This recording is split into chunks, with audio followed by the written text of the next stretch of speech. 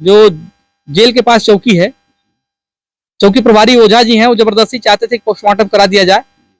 अगर कोई आत्महत्या भी करना चाहे तो या तो कैदी बचा लेगा या फिर जो है बंदी रक्षक बचा लेंगे। 30 फीट का पेड़ है, जो तना जितना है उस पूरे तने को जो है कटीले तार से घेरा हुआ है, तो कटीले तार पर अचानक से चढ़ जाना संभव नहीं है। पूरे जेल में 56 सीसीटीवी कैमरे लगे हुए हैं। ये लोग लेट से पहुंचे हैं और प्रशासन जो है घटना स्थल इनको नहीं दिखा पाया। और अभी भी दिखाने का कुछ चांस अभी दिखाया है कि नहीं? अभी 3-4 दिन आज लगभग बीत गए हैं। नहीं है क्या, क्योंकि वो साधारण जगह घटना है नहीं, वो जेल के अंदर की घटना है और जेल इतना सिक्योरिटी में रखा जाता है, तो आप जब भी जाएंगे बिना परमिशन के अब संभव नहीं है कि वो घटना स्थल देखा जा सके। तो डीएम साहब से स्पेशल परमिशन पर, या तो डीएम साहब से या कोर्ट का मामला है, सीजीएम साहब के कोर्ट से अगर परमिशन मिलती है तो परिवार के लोग वहां जाकर के घटना स्थल अपना देख सकते हैं। घटना स्थल देखने के बाद ही एक कुछ तो अनुमान अपना लगा सकते हैं। हालांकि प्रशासन तो बार बार यही कह रहा है कि ये सुसाइड है, लेकिन प्रशासन से, जेल प्रशासन से मेरा सिर्फ 2 सवाल है।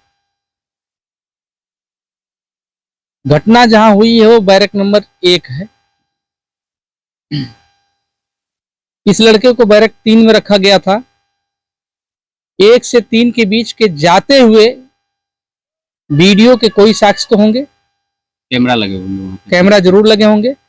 जैसा कि पेपर और मीडिया के माध्यम से हमने पढ़ा, दैनिक जागरण के कई पेजों में निकला हुआ था, पूरे जेल में 56 सीसीटीवी कैमरे लगे हुए हैं। तो जब 1 नंबर बैरक के पास में वो जाकर के पेड़ पर चढ़ रहा है, तो पेड़ पर चढ़ने के दौरान क्या कोई भी बंदी रक्षक उसको नहीं देख पाया? खास करके तो ऐसे संवेदनशील जगह जहाँ होती है, जहाँ पेड़ पे चढ़ने या दीवार फागने की जगह जैसे कुछ वैसे होती है, वहां तो और सीसीटीवी कैमरे की नजर होती है। बिल्कुल। जो जेल के अंदर, चूंकि हम 9 दिन हम लोग भी रहे हैं, डीएम साहब का कार्यालय घेरे हुए थे किसी प्रकरण को, गंभीर प्रकरण को लेकर के, तो हम लोगों को जो है तत्कालीन एसडीएम के दुर्भावना का हम लोग शिकार हुए। 151 में हम लोगों को 9 दिन तक रखा गया था।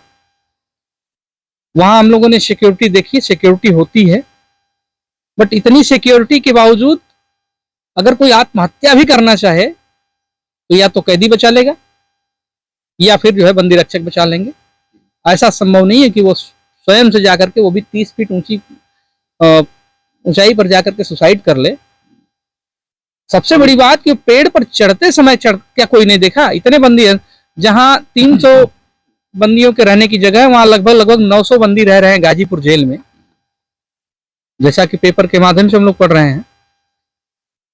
और कोई भी बंदी कहीं भी जाता है, ठीक है, 2-3 सवाल हैं शासन से, किसके परमिशन पे वो पीसीओ तक बात कर देंगे? या पीसीओ पर जाने और आने का वीडियो तो होगा। जैसा बता रहे हैं 8:15 के आसपास उसने फोन किया था, बात किया था, तो ये कंफर्म नहीं हो पाया। बात सदमे में है, चूंकि उस दिन जो बात किया है तो मात्र इतने पूछा है कि जमानत कब हमारी लगी है। इन्होंने बताया 18 तारीख को जमानत लगी, शनिवार को जमानत लगी है, शनिवार को हो जाएगी तो ठीक, ना तो सोमवार मंगलवार को होगी, जैसा बता रहे हैं पिताजी। अब समस्या इस बात की आती है कि 45 सेकंड या 46 सेकंड के अंदर इतनी बात होने के बाद कंफर्म ये नहीं हो पा रहा है कि उसी ने बात किया, किसी दूसरे ने उसकी आवाज में बात किया। अब सवाल ये उठता है, अगर उसने बात किया है तो आधे घंटे के अंदर सुसाइड कैसे कर लिया, और उस आधे घंटे के दौरान ही वो पेड़ पर कैसे चढ़ गया, और पेड़ पर चढ़ करके ऊपर फंदा 30 फीट चढ़ करके फंदा कैसे लगा लिया? और ऐसा भी तो है, उस पेड़ पे, जिस पेड़ पे बताया जा रहा है, उस पे वो नीचे से हाँ, कुछ लोग कटीले तार भी लगाए हुए हैं। जो लोग वहां देखे हैं, या कुछ लोग ऐसे भी हैं क्षेत्र के हमारे जो अंदर रहे हैं जेल में, आते जाते रहे, वो देख करके बता रहे हैं कि 30 फीट का पेड़ है, जो तना जितना है उस पूरे तने को जो है कटीले तार से घेरा हुआ है। तो कटीले तार पर अचानक से चढ़ जाना संभव नहीं है। ठीक है, 10 फीट 12 फीट की ऊंचाई पर उसका तना होगा, उसके बाद 30 फीट बताया जा रहा है, टोटल 20 फीट और ऊपर होगा, तो 10 फीट चढ़ने में ही कटीले तार पर हमको लगता है कि उसको 15-20 मिनट लग जाएंगे।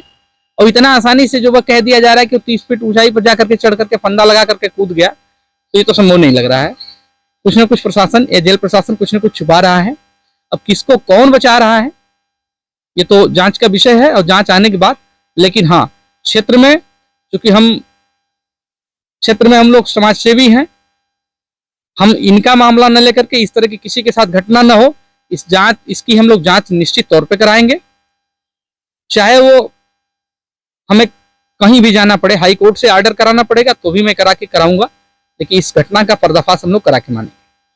वहाँ पे जेल के अंदर कोई है जो दारू वारू पी करके भी ऐसे कैदियों इसलिए को हम लोग परेशान करते हैं? जब हम लोग 2020 में थे, उस दौरान हम लोगों ने एक अनुभव किया। जेल में जो है एक जेल पुलिस है, कोई त्रिपाठी करके, नाम एग्जैक्टली ख्याल नहीं इस समय हमको है।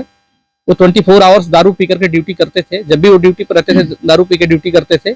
और इस तरह के छेड़खानी के भी जो लड़के आते थे छेड़खानी वाले मामले में, उसके साथ बहुत ही बदतमीजी करता था। हम लोग की आंखों के सामने की वो घटनाएं हैं। तो हम लोग जब जमानत होकर के निकलते वक्त आए तो हम लोगों ने शिकायत किया था जेलर साहब से। तो जेलर साहब ने नए कैदियों की तरफ से निकाल करके उसको जो तुरंत ड्यूटी जो उनकी पुराने कैदियों की तरफ लगाया था।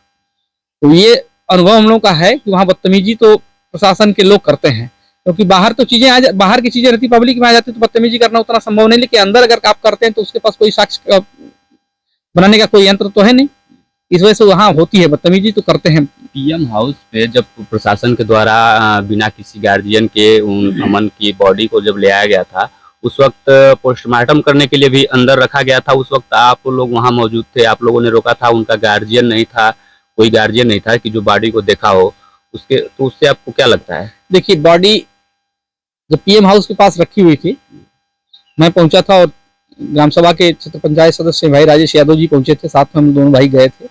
वहाँ बॉडी ऐसे ही रखी हुई थी, साधारण तरीके से पैक्ड रखी हुई थी। जो प्रोसीजर है, जो प्रक्रिया है कि कोई घटना हो जाए तो परिवार को पूरी तरह से दिखाने के बाद सील किया जाता है। खैर, परिवार लेट पहुंचा है, सील हो गई, उसकी भी शिकायत नहीं है। लेकिन जब सील होने के बाद जब परिवार आएगा, पोस्टमार्टम से पहले परिवार को लाश दिखाई जाती है और पूरी तरह से दिखाई जाएगी कि कहाँ कहाँ उसको चोट है, नहीं है। पूरी बॉडी पर कंफर्म वो कर लेगा कि नहीं कहीं चोट है, नहीं हो, अपनी आंखों से। इसके बाद सील होगी पुनः, फिर तब इसके बाद पोस्टमार्टम हाउस में वो लाश जाएगी और लाश जाकर के जो है पोस्टमार्टम होगी।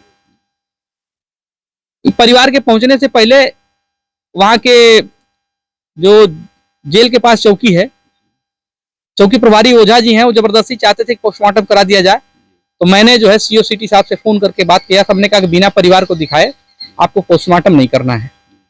परिवार आएगा, परिवार को दिखा करके लाश दिखाएंगे आप, इसके बाद पोस्टमार्टम करेंगे। पोस्टमार्टम करने के बाद सौंपेंगे। इतनी जल्दी क्या थी प्रशासन को? इससे आपको क्या अंदेशा लगता है? प्रशासन कुछ न कुछ तो छुपा रहा है, किसी न किसी को तो बचा रहा है। अब किसको बचा रहा है, कौन बचा रहा है, ये जांच में आएगा जरूर। हम लोग जांच करा के ही मानेंगे इसको।